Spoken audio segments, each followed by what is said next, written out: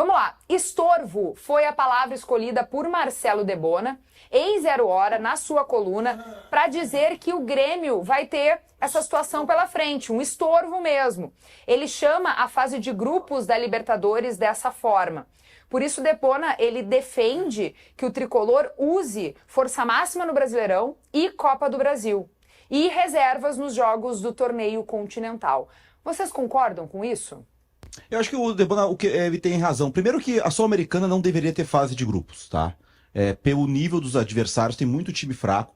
A gente tem que pensar, Libertadores, tirando o Brasil e a Argentina, que tem um monte, tem gente demais, mas mesmo os outros países, tu pega 3 de cada país para Libertadores. O que sobra para a Sul-Americana é o sexto, o sétimo, o quarto, quinto, sexto do peruano, do paraguaio, não tem condição, gente. O nível é muito baixo. O campeão venezuelano é fraco, tá? Então tu imagina o quarto, quinto do venezuelano. O campeão boliviano, se não tem altitude, é fraco. Então, assim, o nível da competição é muito baixo. Então, não deveria ser fase de grupos. Isso não é pro Grêmio. Qualquer clube grande que joga Sul-Americana, a gente lembra como é que foi pro Inter ano passado? O Inter não sabia se levava a sério, mas ao mesmo tempo tinha que ganhar os jogos, era pressionado. Aí, daqui a pouco, botou time misto aqui e ali, se complicou e foi pro playoff. O Boca jogou ano passado, botou time misto também, se deu mal, acabou indo pro playoff. Mesmo o Corinthians passou sufoco, acabou na última rodada conseguindo a classificação, o Cruzeiro também. Porque como classifica um só, tu tem que fazer 15 pontos para garantir, para ter certeza que vai estar ali, ou seja, ganhar 5 jogos, ou ganhar 4, empatar 1. Só que ao mesmo tempo o nível é muito baixo, o interesse. Vamos combinar esses jogos aí. Qual o interesse do torcedor do Grêmio para ir na Arena dia 8 de abril ver Grêmio e Atlético Grau? Zero, gente. Só vai o cara que é muito fanático.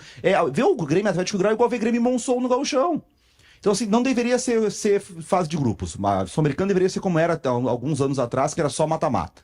E aí o Grêmio tem essa dúvida, porque a Sul-Americana lá na frente, ela é interessante. Tu vai enfrentar o Independiente, tu vai enfrentar o Corinthians, vai enfrentar o Cruzeiro. Ela vai aquecendo, né? Vai chegar os times da Libertadores. Só que assim... Essa primeira fase realmente ela não é atrativa. Só para dizer, aqui na tela a gente tem o calendário gremista para compartilhar database, também, né, com quem nos assiste, porque a gente tinha uma database, mas agora as datas foram definidas, né? Já tem data ali para Esportivo Luquenho, dia 2 de abril, jogo fora de casa. Mas o Ceará, esse do Ceará ainda não tá o do Ceará confirmado, tá. Que é pelo Brasileirão. Então pode ser dia 5. Sim. Porque daí o Grêmio jogaria dia 8, né, contra o Atlético Grau em casa, porque imagina, joga dia 6 contra o Ceará. Lá no Castelão tem que atravessar o Brasil para no dia 8 estar em campo contra o Atlético Grau. Assim, a Copa Sul-Americana, ela foi criada em 2002, estava confirmando aqui. Antes da Copa Sul-Americana, no calendário do futebol sul-americano, existia uma competição chamada Supercopa, tá? Que era a Supercopa dos Campeões da Libertadores da América. Que era uma competição muito legal, de mata-mata, enfrentamentos entre os campeões da Libertadores da América. Mas essa competição ela deixou de acontecer em 1997, tá? Depois tentou ali depois tentou-se a Copa Mercosul. Teve ali algumas edições, acho que a edição de 99, aquela que tem a final Vasco e Palmeiras. Aquela virada, Palmeiras vira com 4 gols do Romário. Em 2001 tem uma final São Lourenço e Flamengo. Mas ela também ela não acontece.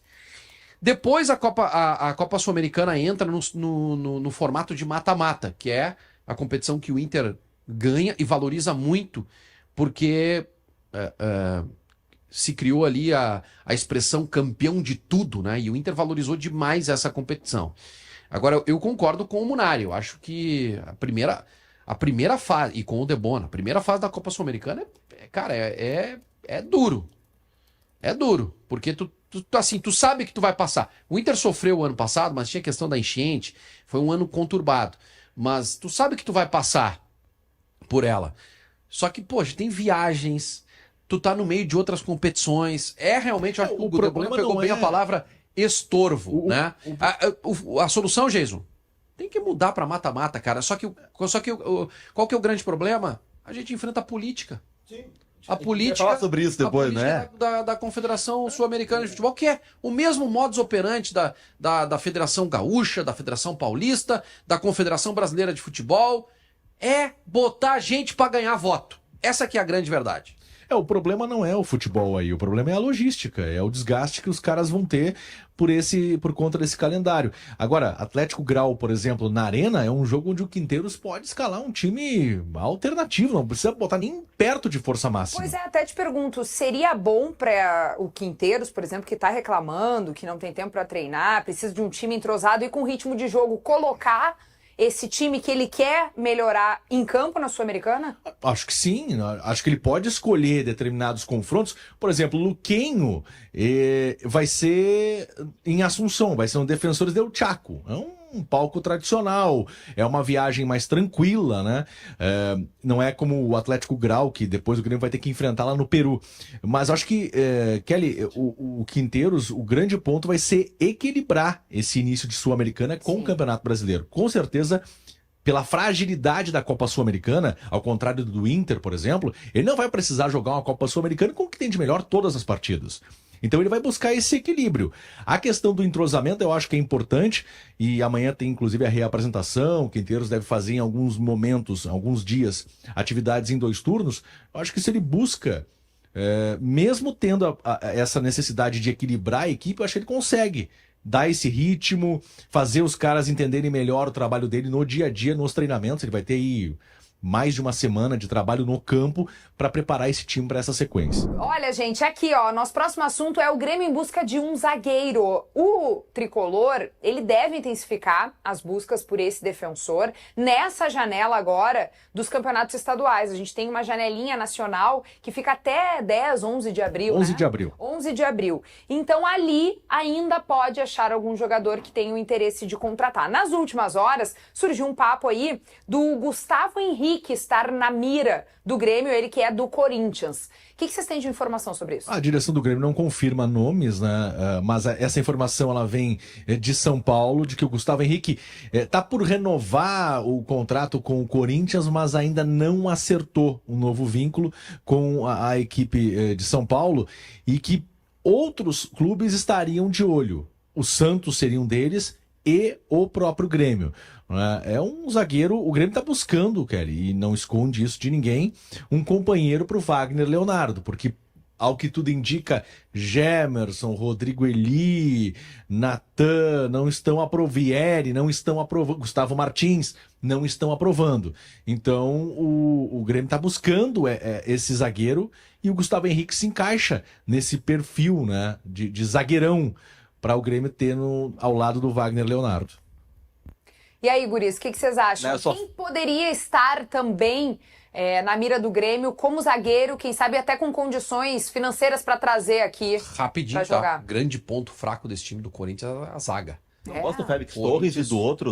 Eu gosto dos 2 zagueiros. O Corinthians... Não, eu acho que ele individualmente até podem ser bons jogadores. Só que o Ramon Dias não conseguiu ajustar o sistema. Mas tu viu que ele falou, né? Teve um jogo que ele foi criticado. Depois daquele 3-3 contra o time da Venezuela, ele disse: se vocês quiserem que eu marque melhor, eu fecho o time. E contra o Palmeiras ele jogou sem o Garro. O Garro tava com desconforto. E fechou o time. Ele botou o Romero, e aí ele saiu desse losango dele e fez um 4-1-4-1 com o Romero pela direita. O André Ramalho o Inter disputou com o Corinthians esse jogador. Tá? É bom jogador. Só acho ele baixo, assim. Ele tem bom tempo de bola, tudo, mas eu acho que é baixo. O Gustavo Henrique eu acho meio lentão, assim. Por isso eu acho que é boa a contratação para o Grêmio. Mas assim, é 19 de março, e o time o clube que sabia que tinha que contratar 3 zagueiros, né? Tinha pelo menos 2 zagueiros, desde que acabou o Brasileirão, contratou 1 e ainda tá tentando o zagueiro ainda. Olhando para os estaduais, vocês veem algum zagueiro que o Grêmio podia apostar? Agora é difícil, foi isso que o Vaguinha falou, tu vai pegar um zagueiro que é reserva do Corinthians. Né? Quando a janela teve aberta, gente, não dá pra tirar da direção do Grêmio essa... Ah, mas o Quinteiros errou. Sim, o Quinteiros errou, o Quinteiros não tá bem, mas essa conta é toda da direção. Tiveram desde que acabou o Brasileirão, dia 8 de dezembro, para contratar os 2 zagueiros que precisava, contrataram um na última hora, não contrataram o outro, e jogou a final no domingo o Gemerson. Isso é culpa da direção. Perdeu o mercado aberto para trazer boas opções, tentou o Romanha do São Lourenço lá, não conseguiu, e agora vai contratar refugo. É isso, vai contratar um cara que não serve para outro time. E culpa da direção. Se demitirem o Quinteiros ali na frente, não dá para esquecer que a direção do Grêmio teve 3 meses para contratar um zagueiro pro lado direito e não conseguiu contratar. Passando paninho no E Quinteiros. trouxe o lateral esquerdo do Lucas Esteves, que não sei nem se é melhor que o Reinaldo. Passando paninho no Quinteiros. Não, mas é que é fato, a direção. É difícil trabalhar com você. Tu imagina se o Roger não tivesse trazido jogadores pra ele. Não compara com Como é que o Roger. treinador vai trabalhar? O treinador Compara com o Roger. Roger se virou. Treinador- Perdeu um monte de jogadores e se virou. Treinador Não compara com o precisa Roger. da direção também. Não, Fala do também Roger. o Grêmio trouxe jogadores, né? Tu vai me dizer que não trouxe tudo o que precisava, Não, tudo bem. trouxe Mas um zagueiro, vários. precisava de dois. Trouxe um lateral esquerdo dois insuficiente, um tá acima do peso, o Van Cândido, e o outro joga, o nível dele é baixo. O Lucas Esteves foi mandado, não jogou no Fortaleza, não jogou no Palmeiras, porque o nível dele é baixo. Aí o Cuejar não jogou ainda, né? E os outros chegaram, o Oliveira e o Amuso chegaram no último dia da janela. Todo esse processo do Grêmio de janela foi demorado e ainda errou na lateral esquerda e não trouxe o zagueiro. E o goleiro, o Volpe, não é tudo grande coisa também. Ah, pegou pênalti e tal, mas com bola rolando. O movimento, eu tava de férias, não tem que falar sobre coisas que eu tava de férias. O movimento do Volpe no gol do Carboneiro do Granal não existe, né? O goleiro vai pra trás do zagueiro.